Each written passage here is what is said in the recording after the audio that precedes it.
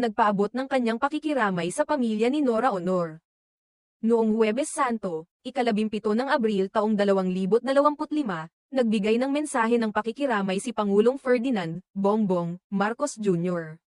sa pagpanaw ng National Artist for Film and Broadcast Arts at superstar na si Nora Honor. Ang pahayag na ito ay inilabas ng Presidential Communications Office, PCO, sa kanilang opisyal na Facebook page. Sa mensahe ng Pangulo, sinabi niyang, "I join the nation in mourning the passing of our national artist for film, Nora Honor. Throughout her splendid career that spanned more than 50 years, she was our consummate actress, singer, and film producer."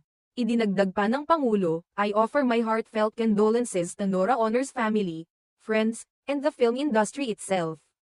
Let us pray together for the eternal repose of the soul of our beloved national artist."